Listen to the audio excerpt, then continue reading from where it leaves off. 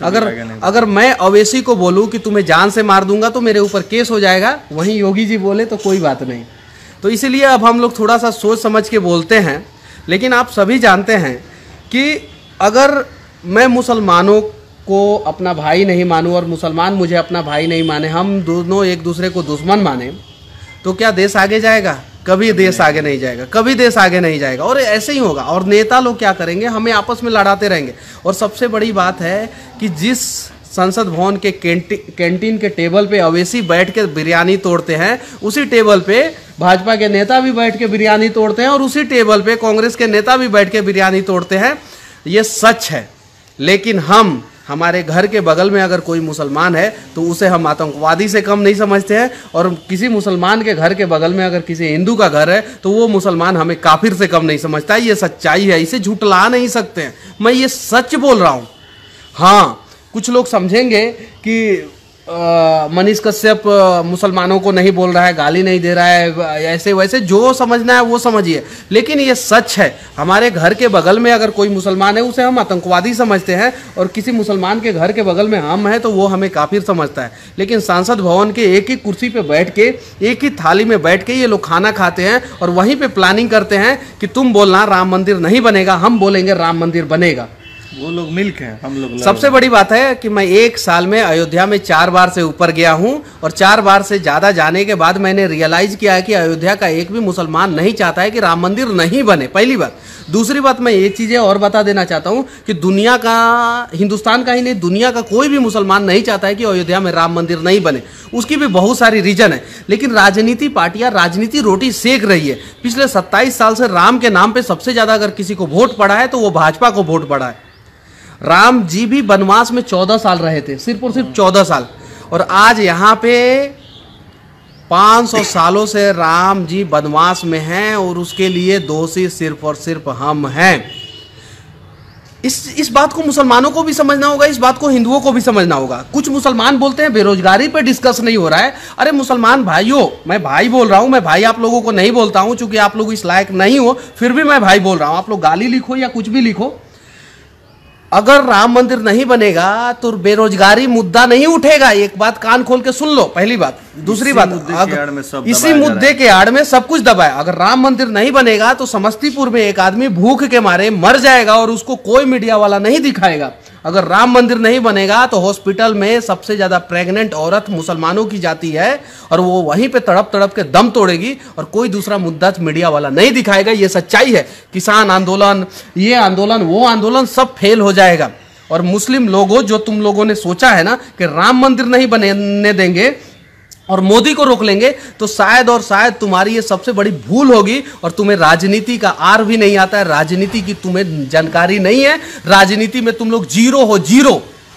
क्योंकि राम मंदिर के आड़ में बीजेपी एक बार नहीं, ऐसे हजारों बार सरकार बना लेगी। तुम लोग जितना विरोध करोगे उतना बीजेपी सरकार बनाएगी। इसीलिए मैं तुम लोगों से विनती करना चाहता हूं कि एक बार आओ, राम मंदिर का मुद्दा खत्म करो। और सबसे बड़ी बात है मुसलमान, मैं तुम लोगों से बोल भी देना चाहता हूं कि तुम लोग कुछ भी कर लो, कुछ भी कर लो, वहां पे राम मंदिर ही बनेगा। बाबरी मस्जिद पूरी जिंदगी में कभी नहीं बन सकता है। अगले 500 सालों तक वहां पे बाबरी मस्जिद नहीं बन सकता है। तो राम के नाम पे खिलवाड़ करके राजनीति पार्टियां अपनी रोटी सेकेगी। उससे अच्छा यार साथ दो, राम मंदिर बन जाए, बात खत्म, राम का मुद्दा खत्म और काम शुरू।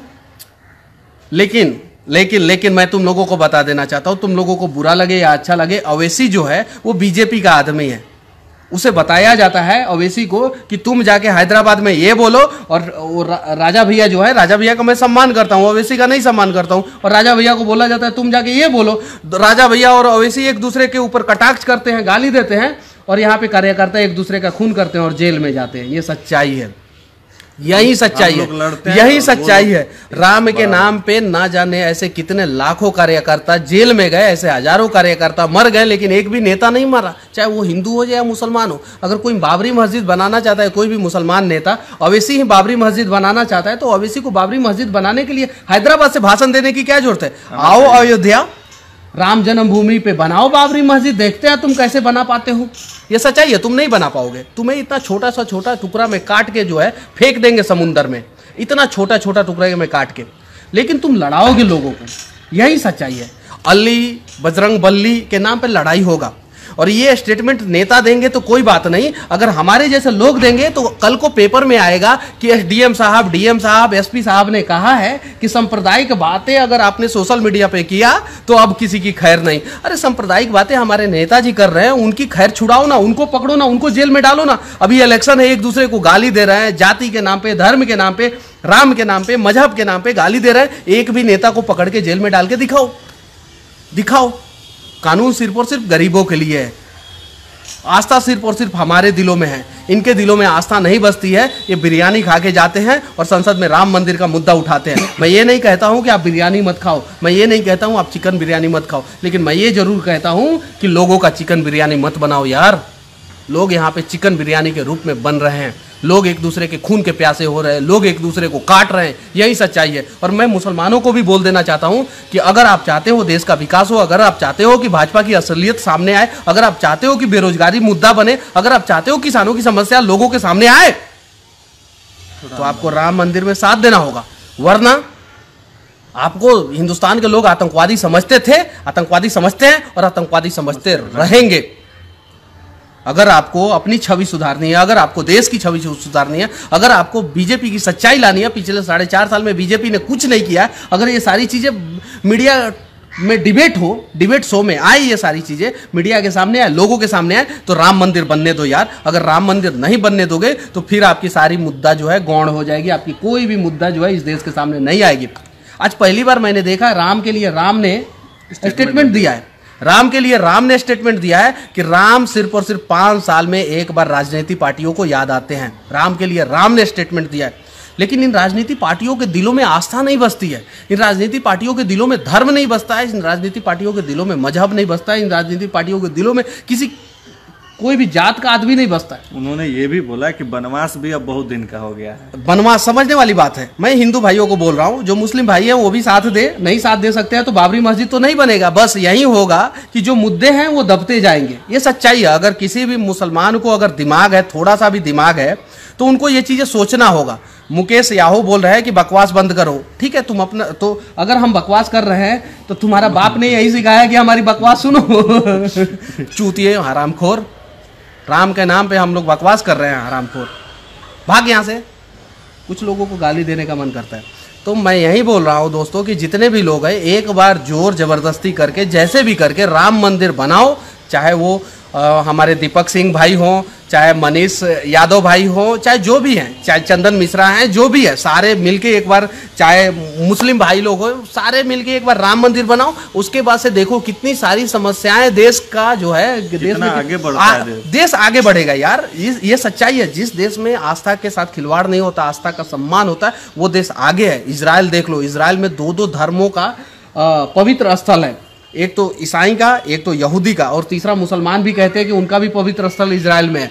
तो इजराइल देख लो कितना आगे है। सिर्फ 83 लाख जनसंख्या है उसका, इजराइल का। देखो कितना आगे है। सऊदी अरबिया देखो, वहां पे धर्म का सम्मान होता है, वो देखो कितना आगे है।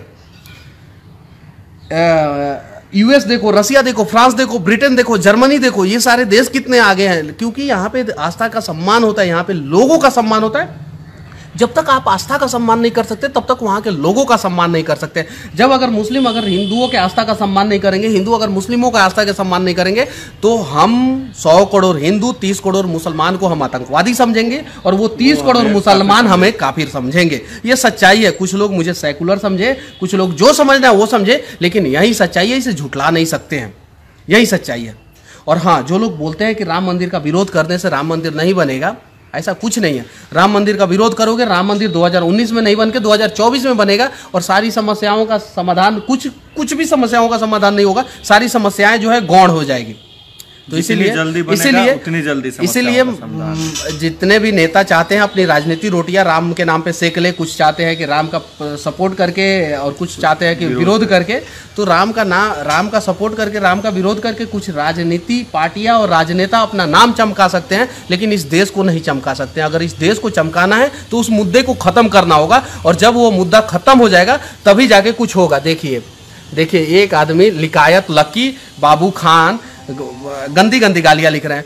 लिखा है लकी बाबू खान, क्या तुम्हारा पैगंबर ने, क्या तुम्हारा अल्लाह ने, क्या तुम्हारा कुरान शरीफ ने यही सिखाया है कि तुम अपनी माँ को गाली दो। लिखा है लकी बाबू खान, तुम अपनी माँ को यही गाली देते हो, तुम अपनी बहन को यही गाली देते हो, अगर नहीं देते हो तो नहीं देना चाहिए। लिखा है तो लकी खान, अगर मैंने मुसलमानों को कुछ गलत बोला है तो गाली दो, अगर नहीं बोला है तो साथ दो यार, नहीं तो तुम्हारे जैसे चूतियों को हम आतंकवादी समझते थे, समझते ही रहेंगे और सामने आओगे तो साले फिर बोलूँगा नहीं, समझे। लिखा है तो लकी खान, मैं यही बोलूँगा दोस्तों आप सभी से कि जितना जल्दी हो सके इस वीडियो को शेयर करें, ज़्यादा से ज़्यादा लोगों तक पहुँचे, और मेरी बातें अगर अच्छी लगे तो इस पे अमल करें। और हम लोग जब कहीं भी धर्म सभा हो या कहीं भी कुछ सभा हो, हम उस सभा का हिस्सा तभी बने जब उस सभा का कोई मकसद हो। उस सभा का कुछ मकसद नहीं हो, सिर्फ और सिर्फ शक्ति प्रदर्शन हो, तो उस सभा का हिस्सा नहीं बने हम, बिल्कुल नहीं बने। और अयोध्या में जो हुआ सिर्फ और सिर्फ शक्ति प्रदर्शन हुआ, वहाँ पे शिवसेना भी नहीं चाहती थी राम मंदिर बने, या जो भी हुआ, अगर चाहता था कोई भी तो 2 लाख जनसंख्या था वहाँ पे, 2 लाख लोग राम मंदिर निर्माण के लिए आगे बढ़ते। जो रोकता, देखते कि कौन रोक रहा है, क्यों रोक रहा है। योगी जी तो बोल दिए हैं कि हम नहीं रोकेंगे। योगी जी डायरेक्ट बोले हैं कि कार सेवा के लिए कोई भी आएगा तो उसके ऊपर गोली नहीं चलवाएंगे। 2 लाख लोग अयोध्या में इकट्ठा हुए थे, 2 लाख लोग शुरुआत करते राम मंदिर का, देखते। अगर योगी का यूपी पुलिस रोकता तो हमें पता चलता योगी जी राम मंदिर के खिलाफ है, अगर नहीं रोकता तो हम राम मंदिर का निर्माण करते। तो कहीं भी कोई अगर शक्ति प्रदर्शन करना चाहे तो उस शक्ति प्रदर्शन का हिस्सा हमें नहीं बनना होगा, और राम मंदिर जल्द से जल्द निर्माण होगा। तभी मुसलमान, तुम भी चाहते हो ना कि मोदी की सच्चाई सामने आए, तभी सामने आएगी, वरना मोदी जी जो है ना सारा मुद्दा को इस राम मंदिर में घोल मटोल के पी जाएंगे। फिर तुम लोग चिल्लाते रहोगे और तुम्हें सुनने वाला कोई नहीं है, यही सच्चाई है। और हिंदुओं, अगर आपके दिलों में राम बसते हैं, आपके दिलों में श्री राम बसते हैं, अगर हमारे दिलों में श्री राम बसते हैं, तो हमारी रिस्पॉन्सिबिलिटी बनती है कि हम बेतिया में धर्म सभा नहीं करें, मुजफ्फरपुर में धर्म सभा नहीं करें, पूर्णिया में धर्म सभा नहीं करें, कोलकाता में धर्म सभा, पंजाब में धर्म सभा नहीं करें, पूना में, चेन्नई में धर्म सभा नहीं करें, बनारस में धर्म सभा नहीं करें। चले करते हैं धर्म सभा नहीं, सीधे अयोध्या में मंदिर निर्माण करते हैं, तब जाके कुछ होगा। बस दीपक सिंह, सही बोल रहा हूँ कि नहीं दीपक भाई? अगर सही बोल रहा हूँ तो आप सभी शेयर करें, और अगर गलत बोल रहा हूँ तो आप सभी मुझे समझाएं कि मैंने क्या गलत बोला है। जय हिंद, वंदे मातरम, जय श्री राम। वंदे मातरम, जय श्री राम। और काफिर कोई नहीं है, ये बात मुस्लिम लोगों को समझना होगा।